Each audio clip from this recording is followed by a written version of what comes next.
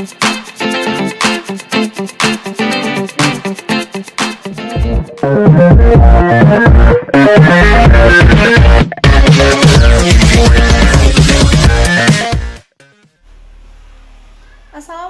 warahmatullahi wabarakatuh. Kembali lagi bersama saya Hilda Salsabila, NIM 1930106019.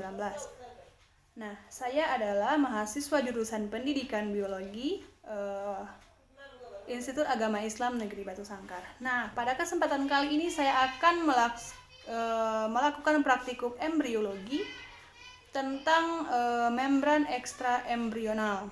Nah, untuk mengetahui bagaimana jelasnya, mari kita simak video berikut ini.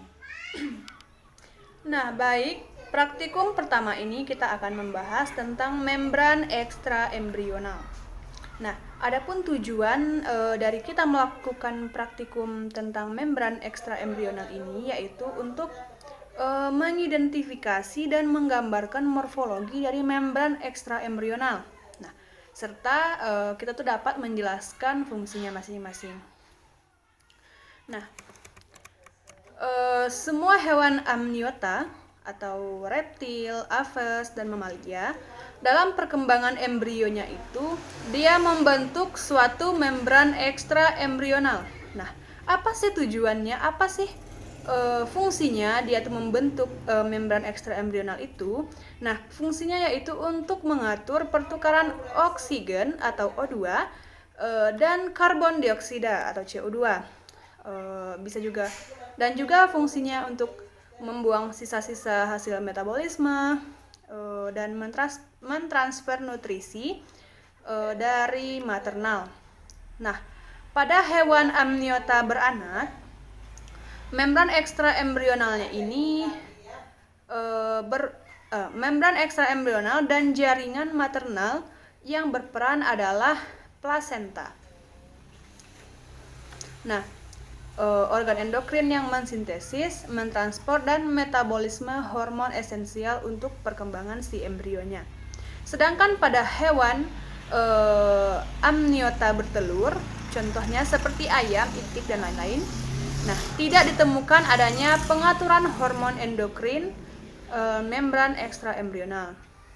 Nah, secara umum membran ekstra embrional itu yaitu ada amnion, chorion, allantois, dan saccus vitellinus. Lanjut, amnion merupakan jaringan semi transparan yang tipis, nah, yang membentuk lapisan terdalam membran ekstra embrional. Amnion berasal dari jaringan ekstra embrional yang terdiri dari komponen fetus atau embrio dan komponen maternal. Sedangkan allantois berasal dari pelipatan keluar bagian abdomen ke belakang embrio. Allantois ini ialah kantung yang memanjang ke dalam selom ekstra embrional. Selama perkembangan allantois menekan chorion ke saccus vitellinus. Allantois bersama chorion membentuk organ respirasi yang mendukung embrio. Nah, pada aves, telur-telur yang ditetaskan dapat berkembang karena telur itu diselubungi dengan cangkang dan berbagai selaput atau yang disebut dengan membran yang menyelubungi tubuh si embrio tadi. Nah, membran-membran ini awalnya berasal dari tubuh embrio itu sendiri dan melakukan fungsi yang vital seperti nutrisi, pertukaran gas, dan pembuangan atau penyimpanan bahan-bahan sekresi. Nah, pada praktikum ini alat yang kita gunakan yaitu adalah 2 butir telur ayam. Di sini telur ayam kampung yang saya gunakan, 2 butir, yang mana telur yang ini perkiraan umurnya itu atau baru dierami selama 4-5 hari, dan yang satu ini kurang lebih selama 1 minggu atau lebih ya. Nah, terus alat yang kita gunakan juga ada pisau untuk untuk membelah telur atau memecahkan telurnya, dan ada Di sini kita menggunakan cawan Petri, tapi karena kita praktikum di rumah tidak ada cawan Petri, maka kita gunakan saja 2 buah mangkok sebagai wadah tempat telur nanti setelah kita pecahkan. Oke, lanjut kita ke praktikumnya. Silahkan simak video berikut ini. Oke, pertama kita akan memecahkan telur yang kira-kira baru dierami selama 4 hari. Oke, simak videonya ya.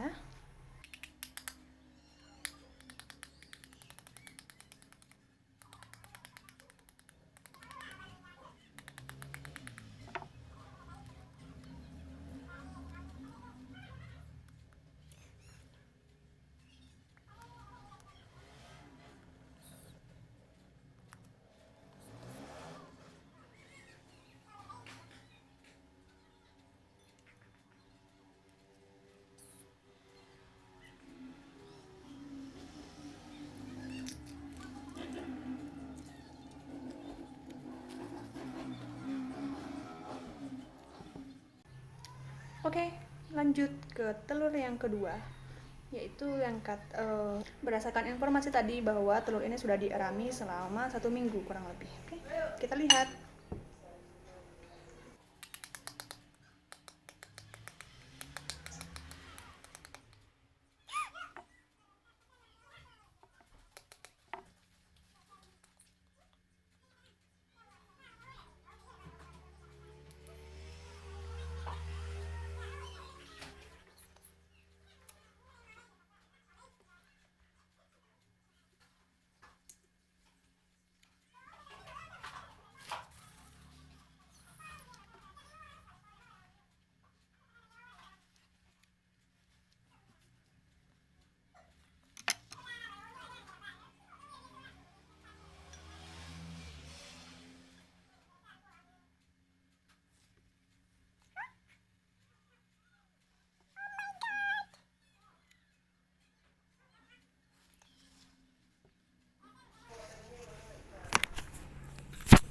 Oke guys, setelah saya memecahkan 2 buah telur, kita akan melihat hasilnya untuk telur yang kira-kira udah dierami selama kurang lebih 4 atau 3 hari, sama telur yang katanya tadi berdasarkan informasi yang saya dapatkan dari yang pemilik telur, karena saya juga membeli telurnya, itu udah lebih 1 minggu atau hampir 2 minggu gitu. Oke, kita lihat bagaimana hasilnya.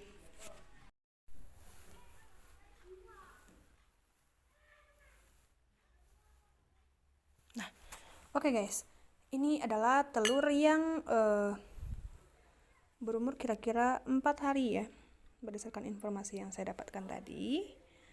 Nah, di sini belum terjadi fase organogenesis karena dapat kita lihat belum terjadi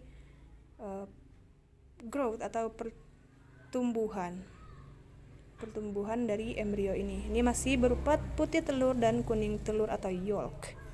Oke, kita lanjut ke telur berikutnya yang berdasarkan informasi sudah lebih 1 minggu dierami.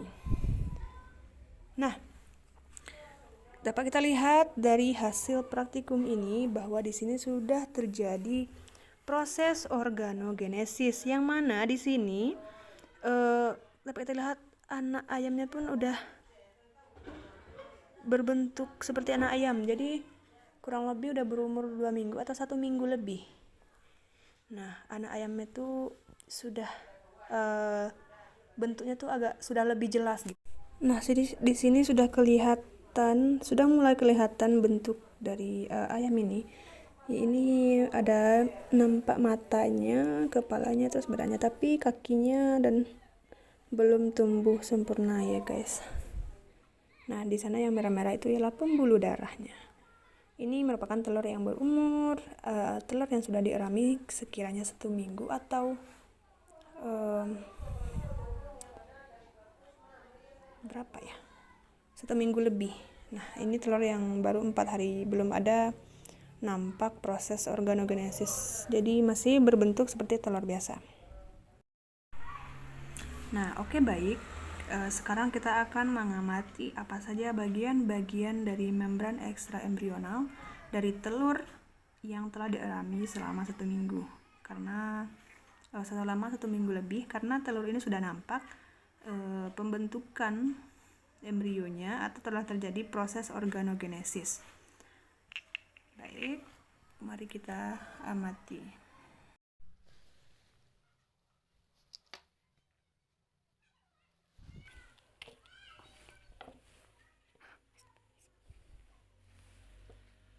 Ini merupakan cangkangnya. Di sini sudah terdapat banyak pembuluh darah. Nah, yang pertama ada selaput yang membungkus telur ini. Selaput yang membungkus selaput yang di luar ini dinamakan dengan korion. Dimana pada selaput korion ini dia mengandung pembuluh-pembuluh darah. Bisa terlihat ini yang merah-merah ini adalah pembuluh darah. Baik, lanjut ke selanjutnya yaitu amnion. Nah, di manakah amnion itu? Di dalam sini, ini kan embrio. Nah, di dalam sini ada selaput yang membungkus si embrio ini. Itu dinamakan dengan amnion, yang berfungsi melindungi serta memberikan nutrisi pada embrio. Selanjutnya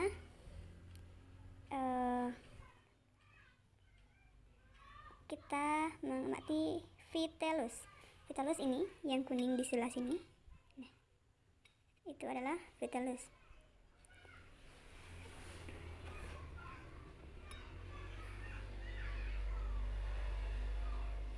Selanjutnya apa lagi?